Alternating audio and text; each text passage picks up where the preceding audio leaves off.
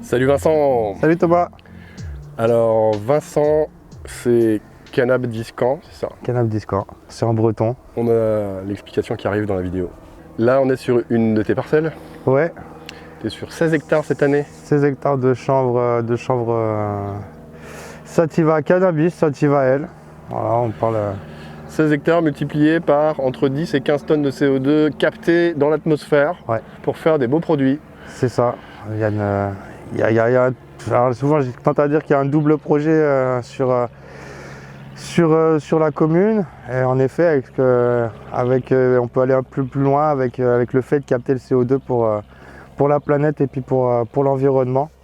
On remet en activité des parcelles abandonnées qui ont été envahies par une plante qui s'appelle le baccharis, yes, et qui prolifère sur le littoral et qui étouffe toute forme de biodiversité.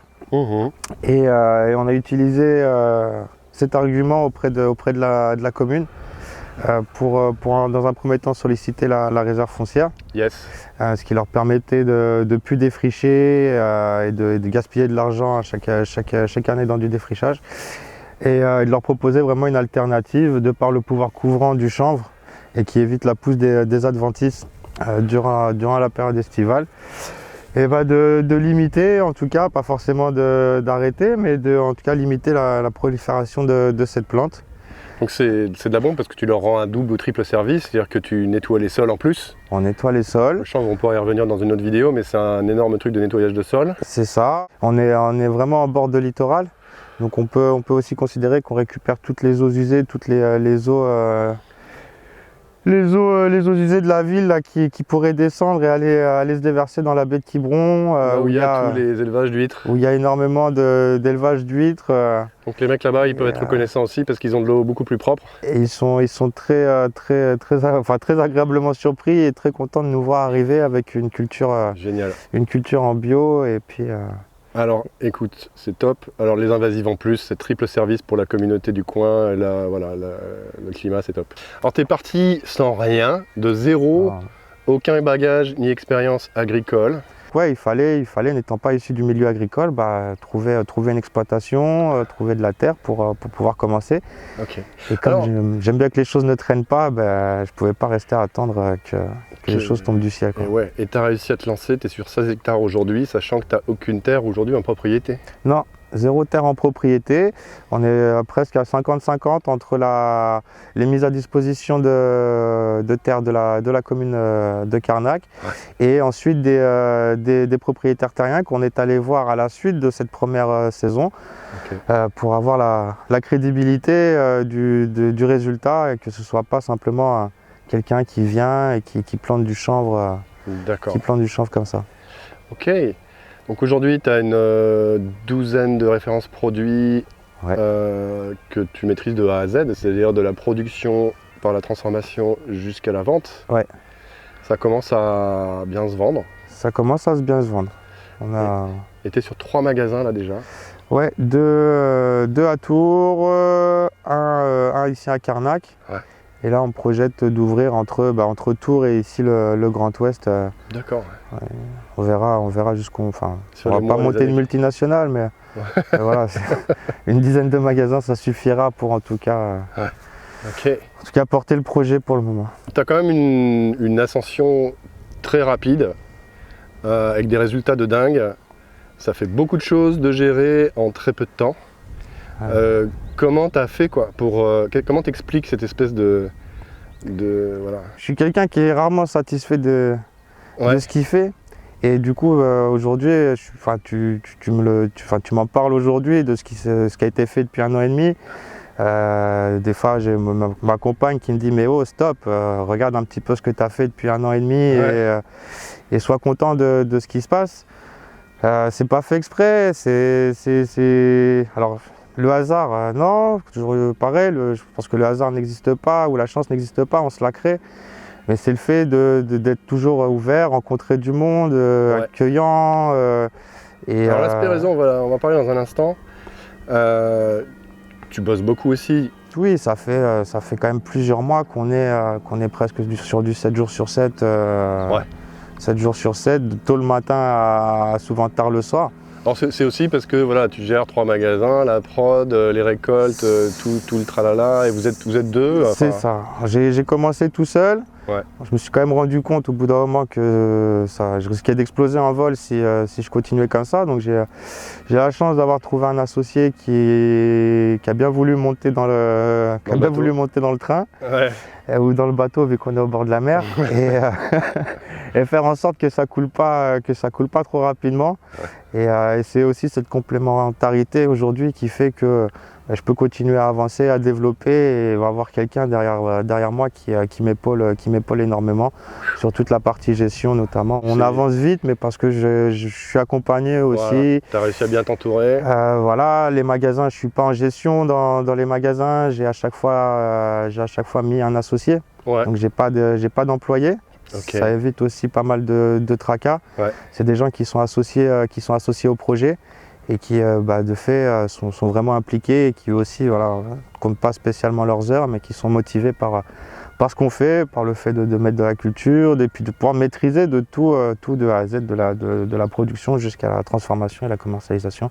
Okay. Voilà, ils n'ont qu'un seul intermédiaire et ça leur plaît aussi okay. Dans le développement. Et puis après, c'est aussi peut-être l'esprit collectif du sport qui m'a amené à ça. Okay. Partie d'entraînement aussi, parce que je l'étais moins, j'étais peut-être un peu plus individualiste il y a quelques années. Et le fait de ces formations, on se rend compte que peut-être ça marche mieux quand on est en équipe sur certains sports collectifs que de les jouer en individuel. Alors c'est encore le début de l'aventure, ça fait 1 an et demi. Mais tes résultats sont déjà dingues, je trouve. Bravo à toi, c'est top. Merci beaucoup, Thomas. Tu as encore une longue vie devant toi là. On sait que c'est un projet là qui est parti qui peut être valable sur une bonne dizaine d'années. Okay. Facilement pour nous, je pense. Quel serait le truc aujourd'hui dont tu es le plus fier après cette année et demie passée?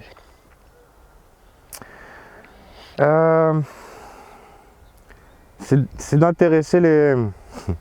Ça pourrait me donner la larme à l'œil. Ouais. C'est l'intérêt qu'on peut voir au niveau des enfants, ouais. Et le travail qu'on a fait avec eux. Ce qui me fait plaisir, c'est sur les marchés, sur les différentes foires qu'on a pu faire. Et avec les écoles aussi, où on implique beaucoup les enfants. Ouais. Et de voir leur réaction, eux ils n'ont pas d'a priori. Et de voir les plantes pousser, de juste simplement comprendre que c'est une plante sur laquelle je vais pouvoir manger, m'habiller, construire une maison. On voit que ça les intéresse et je pense que c'est vraiment par eux qu'on va réussir à faire ce changement de paradigme ou d'attitude en tout cas ou de sensibilité rapide qu'on a besoin par rapport au climat, quoi. Yes. Canap Discan, tu m'as pas dit, vas-y, ça veut dire quoi? Canap Discan, c'était un petit clin d'œil au territoire. Canap, forcément chanvre en breton. Et Discan, c'est le refrain, c'est la ritournelle dans la musique bretonne. En breton. En breton. Donc, la ritournelle du chanvre. La ritournelle du chanvre, voilà, c'était vraiment l'idée. Pour pareil, expliquer, on est dans la découverte avec beaucoup de clients, on leur explique toutes les implications du chanvre. Okay. Donc, vraiment leur dire que surtout sur le territoire breton, c'est une culture ancestrale qui a participé à la richesse du territoire, qui a permis à la marine marchande à voile de pouvoir exporter notamment aussi le lin dans le monde entier. Yes. Et voilà, ça fait partie de l'histoire de chaque breton, je pense. Alors là, on voit que, en tout cas ici sur le territoire de Carnac, tout le monde a compris assez rapidement l'intérêt qu'ils avaient à ce qu'il y ait un nouvel agriculteur qui vienne s'installer, parce que je pense que de toute façon ça doit être le cas dans plein de régions. On sait que près de 50% des agriculteurs seront à la retraite dans pratiquement les 5 ans à venir. Ouais. Et comment on va faire pour produire? On le voit, il y a eu un appel qui a été fait pour replanter du sarrasin en Bretagne, le pays de la galette, alors que tout le blé, on en prend cette année qui vient de Chine. Le blé noir, ou du blé noir, ou alors je crois, c'est un truc de dingue, hein. De Chine et des pays de l'Est. Très bien. Donc qu'est-ce qu'on produit nous ici, qu'est-ce que nos enfants vont réellement pouvoir manger, alors que finalement il y a plein de terres qui vont être mis en friche d'ici quelques années, et si on continue à dire à nos enfants que l'agriculture c'est un métier de paysan ou de bouseux ou de choses comme ça, Ouais. Non. Si on continue à leur dire que de toute façon tu gagneras pas ta vie avec ce métier-là, C'est ça c'est le cas de beaucoup d'agriculteurs aujourd'hui. Oui, alors c'est sûr que si on reste dans le... Alors c'est facile avec le chanvre parce que la filière, enfin en tout cas, elle n'est pas super bien organisée. Enfin, en tout cas, nous, on a fait le choix de vraiment de pas rentrer dans le système agricole. Mais voilà, si on produit, alors à taille humaine, je vais peut-être pas dire ça dans 3-4 ans, mais en tout cas, la base d'une petite production et de valorisation en direct auprès de ses voisins, on va dire, il y a de quoi déjà sortir au moins de vivre. Je pense que même sur 5 hectares l'année dernière, voilà, je peux faire vivre ma famille. Voilà, on est 2 adultes, au pire 2 enfants. On aurait pu de quoi faire l'année avec la production, 5-6 hectares de chanvre. Génial. C'est possible, je pense. Tu viens de me parler d'une pâte à tartiner sans huile de palme. Ah oui. Ouais. À base de chanvre. À base de chanvre, à base d'huile de chanvre. Ok. On était parti sur un projet pour les petits loups. Ouais. Premièrement pour parfait égoïste pour mon petit garçon. Et puis finalement avec la mise en place des cultures sur Carnac, on a travaillé sur des projets avec la mairie pour le restaurant scolaire. Yes. Et donc là il y avait les pâtes, il y avait l'huile, il y avait les graines décortiquées qu'on pouvait déjà amener assez facilement à la cantine. Les pâtes alimentaires et tout ça. Pâtes voilà. alimentaires, ouais. Tout à fait, à base de farine de chanvre. Donc ça c'est du repas super protéiné végétal pour les élèves. C'est ça. Toujours en circuit court, en résilience complète quoi. Court, et ça leur permet de pouvoir nous voir travailler dès le mois de mai sur les semailles, la récolte au mois de septembre. Ouais. Ils viennent, on fait des rencontres sur champ et ensuite on leur ramène les produits à la cantine pour leur faire découvrir ce qui pousse à côté de chez eux. Ok. Je pense que c'est surtout en passant par les jeunes qu'on va pouvoir faire comprendre vraiment l'importance de notre culture. On va redire, mais sans pesticides, sans fongicides. Et là notamment, on travaille sur le littoral, donc pour tout ce qui est préservation du littoral et puis de la mer. C'est important pour nous. Je travaille à 2 pas des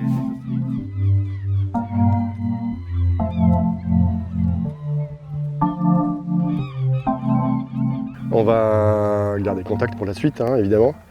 Et quoi d'autre? Longue vie à Canap Discan. Allez, longue vie à Canap Discan avec le petit son de biniou qu'on a dans le fond, ça va très bien. Avec un peu de chance, on l'a au micro. Ouais. Avec notre petite ritournelle du chanvre, le refrain du chanvre, c'est parti. Il y a tout à faire. Très bonne conclusion, merci Vincent. N'hésitez pas à poser vos questions dans les commentaires juste en dessous. Faites tourner à fond cette vidéo. Et puis très bientôt pour une prochaine.